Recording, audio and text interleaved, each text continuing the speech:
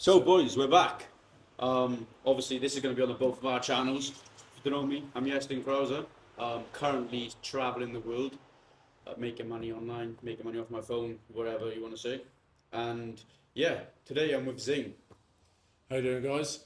So, I have moved to Cape Town in the last week, and before that, I was stuck in an office. It's still in sales, but was enjoying it. But I knew that wasn't for me, so I decided to come out and meet someone that I'd met once before.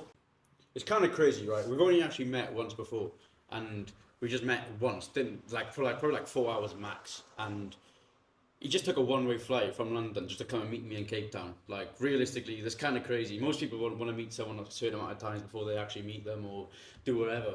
But once all is all it took. It's crazy what the online space actually does. And now we're just out here living in Cape Town. We've got a mad apartment. Views are literally insane.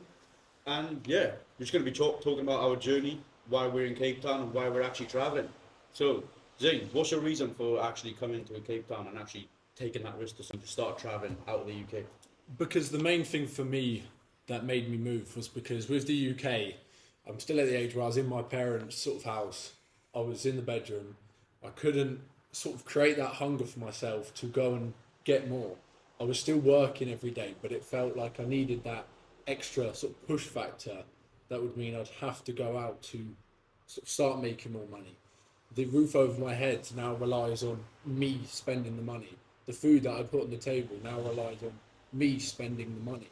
Whereas when I was sat in my parents' house, I still paid for stuff, but it didn't have that sort of factor because if it all fell out of the sky one afternoon, I would still be in my parents' house with food on the table and a roof over my head. So it really sort of just gave me that extra factor to try harder, push more, and in the week I've been here, I've got more achieved than in a month I did back home. What made you start moving? Because I know you were a lot earlier than me. So I actually moved because basically for the same reason, right? I went to Thailand first to start off, but then I landed like quite a big role, so obviously I had to move out of the time zones. But Thailand was amazing. But we'll probably say the main reason why I actually left was because it's too easy to get comfortable when you're actually on your own. So when you're living at home, like realistically, I probably have to make a couple of £100 a month, and I could just live there. Do you know what I mean? Yeah. It was just like there was like no sort of urgency.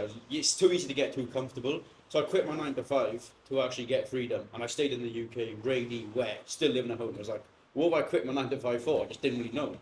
And so I just thought, right, I'm just taking a one way trip, and just thought, see where we go from here. 3 months later, done no 4 months later, done 2 months in Thailand, a month in Cape Town, even done a quick all-day trip to California for a week, which is pretty insane. And now we're back here in Cape Town, bigger, better apartment. And ever since I've left the UK, business has just gone a lot better. Achieving way more goals, like you said, as you left the UK, you're achieving way more goals, and it's just like an effect. It seems as soon as you like take risk and leave your comfort zone, everything just spirals up, and it's just so good.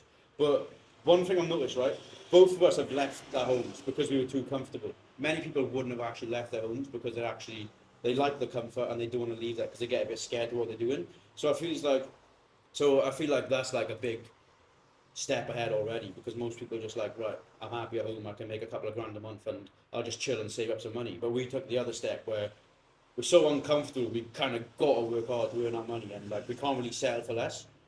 And yeah, that's literally like the reason why I left. And it's crazy how we both thought the same thing, and now we're both out here together. But traveling alone was a bit long, and it's so good to actually have someone to come along now and sort of see the world. And both of us just locked in at a table, just working all the time. And it's so good just to be around the same sort of people and the same mindset.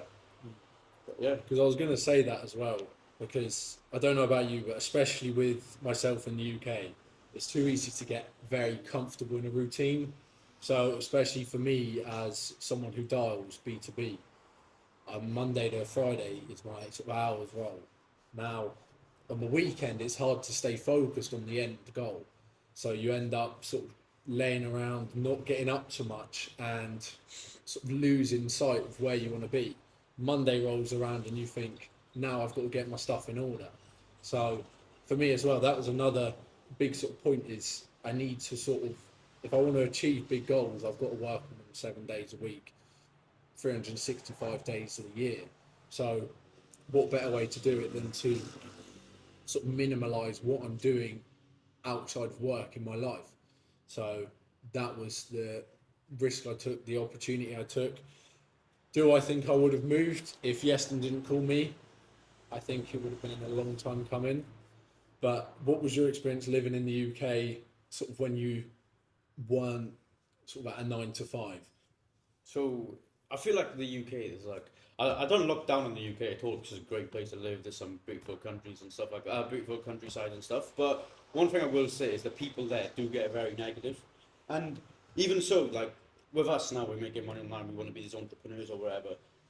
Because you don't actually get many of us around, and you don't actually get many people our age who are actually into it. They don't even think it's real, right? Yeah. So they're still like in sort of like the work mindset. Friday come round, let's go out on Friday, let's go out Saturday, and then hung over all of Sunday. Don't even look forward to Monday. So it's kind of like I kind of like sectioned myself away from all of that, and I was just kind of alone back home for a little bit. I had a couple of friends, I had my brother, and obviously I had the Alpha Set of boys as well who I'd go link up with every time there was a meetup. But other than that, I'd just be on my own in the UK with just family and things.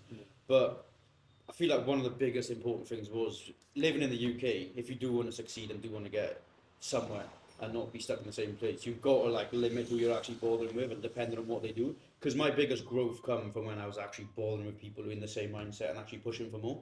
But I feel like that's one of the biggest changes from the UK to now. Obviously, you travel around the world. Thailand full of entrepreneurs, Cape Town full of entrepreneurs, California stacked full of entrepreneurs. It's like it's this kind of energy and the kind of people you want to be around, rather than being stuck in the sort of right group chat texts. It's boys, it's Friday, let's go out. Where's the nearest pub? Like none of that life was for me, never was. So I just always felt like a bit left out, even when I was at the pub years ago. And say years ago as if I'm 40, but yeah, you know what I mean. But yeah, that's probably one of the bigger shifts for me.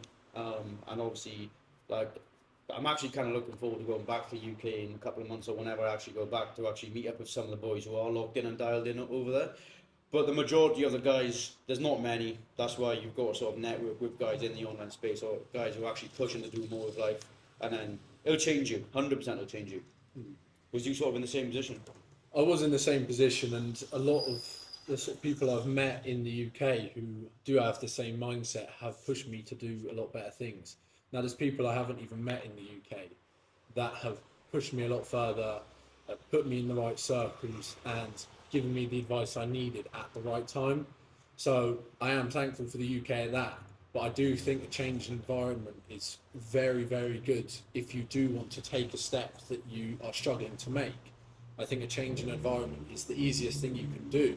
It may be a hard choice to make, but it's a very easy thing to do that will allow you to sort of get a fresh reset and start expanding what you know, what you do, taking on new things and start sort of venturing, because you're not sort of back in the same old habits. You can sort of start afresh in a new place. Like the weather here, I would never sort of walk in the UK because I just didn't want to.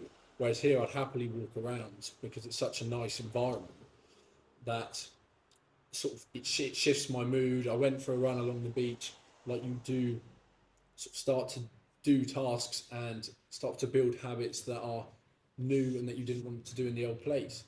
And I think that allows you to time back into networking, sort of connect to more people, because you will start taking up sort of higher or better sort of habits, and that will allow you to build conversations and actually look like a worthwhile network to have. So I do think that sort of side of things does help. But sort of there, a lot of people have the view that people want to stay in the UK and live in the UK.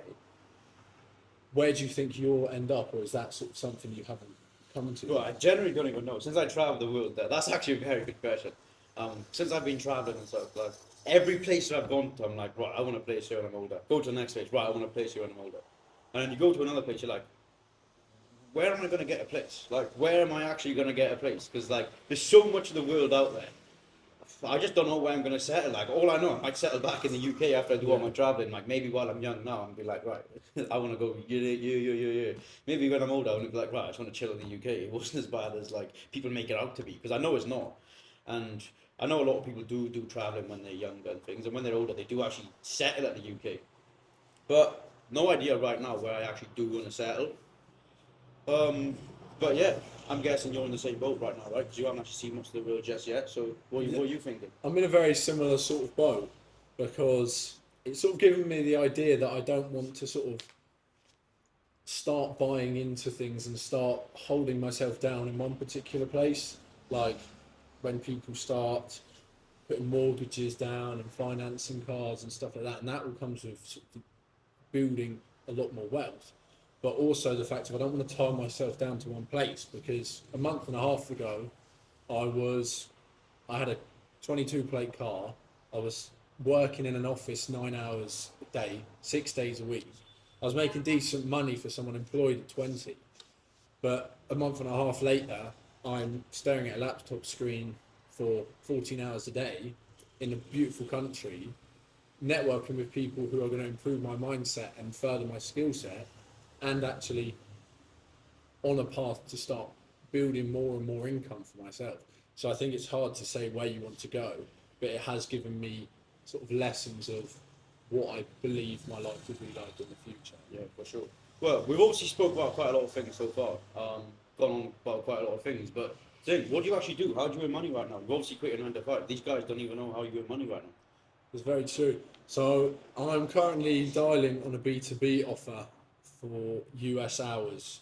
So I got that about a month and a half ago, and since I started there, my skills have come on dramatically in sales. So before sales or before B2B dialing, I was actually DM setting, and don't get me wrong, I enjoyed it. There was a learning curve there, but I thought I want to take on something a bit bigger for myself. I want to do something a bit harder. So when the B2B dining role came to me, it was one of them opportunities that I couldn't turn down, and I'm forever grateful that I didn't, because in this role, I have met so many people that have such a great mindset and push me to be better, to sell more, to live better, new ways of thinking, and it has just sort of changed how I perceive sales and how I've grown as a person. But as a offer goes, I am sort of B2B dialing. I guess you could call it financial markets, I'd say. Yeah. So if you're not watching, if you're first time watching this and you don't really know much about the online space, B2B is business to business, right? So DM setting, you like your ticket goes from about 1k to like 5k, but Zane is trying to close deals on call, triaging calls for like 30, 40k. So there's a big step ahead from sort of DM setting for a quick course or something like that to what he's dealing with, and it's literally insane what he's doing. And like to go from DM setting to that is a massive step. Like even with just the financial side of things as well. That goes from taking like 5%, 5 to 10% commissions on a 1k offer to taking 5 to 10% commissions on a 30k offer. That's the difference between earning a grand and like what, I don't know, $100 on a 1k offer and then 10k on a 100k offer is actually serious money, right? Yeah. And like this is the type of stuff you can actually earn when you're actually in the online space, and the opportunity there is literally insane. But yeah. Well, now I've spoken a bit about what I do. Do you want to sort of give a rundown on everything? Because I know there's quite a lot you do at the moment. Do you want to give us a rundown Yeah, on what you're undertaking? right, yeah, there's quite a lot right now. Obviously, I'm going through that phase where I've been set for quite a while, so I'm going into management as well. So if you've watched my channel, you know like, I do appointment setting. But now I'm like transitioning to managing. I'm doing a bit of coaching for a couple of guys as well. I've helped a couple of guys. I actually had one guy. He come to me, couldn't get a role, wasn't earning much money. I basically helped him land a role. Earns 1.6k, quits his 9 to 5. Like Nice. type of stuff like didn't even think I could even do for someone. But I guess that's still limiting beliefs, right? We even at the stage we're at now, we still get limiting beliefs. He was one of my first one-to-ones, and I was like, right, this could go one or two ways. I had like, I did back myself because I really wanted to make this guy succeed, and he sort of knew like deep down that he was going to do it. He put in the hard work as well, perhaps to him, and yeah. 1.6k, quit his 9 to 5. Now he's doing DM setting full time within like 5 weeks. Nice. So that's not bad at all. So landed his first role in like a week. Week later, earns a couple of hundred. He texts me, yo, I've earned a couple of £100. I was like, oh, this is pretty sick. And like, even the stuff like that just gets to me, and I'm just like, right, I've helped someone earn money online and quit their 9 to 5 job. That's literally insane. It's such a good feeling when you can give back Yeah. when it's been done for you, because I'm forever grateful for my mentors and stuff like that, where I am today. And without them, without them, my hard work, I wouldn't be where I am today. But if I didn't have the guidance of them, then where would I be? So, but yeah, I was obviously do DM setting, do management, manage some big sales teams, and coach a couple of guys. And that's literally my rundown of what I do. But yeah, probably just going to wrap it up there. We spoke quite a lot. We've gone over quite a lot of things. But this is going to be Zane's first ever YouTube video as well. So head over to his channel. I'll link it down in the description below. But maybe second, depends how long the editing takes. Yeah, depends. You never But know. yeah, we'll see. Obviously later on tonight, we're out in Cape Town. So go out, get some nice food, lock in for a bit, do some work, and get ready for a big week and start fresh for a Monday. But we're more than happy to connect with you guys, and thank you so much for watching.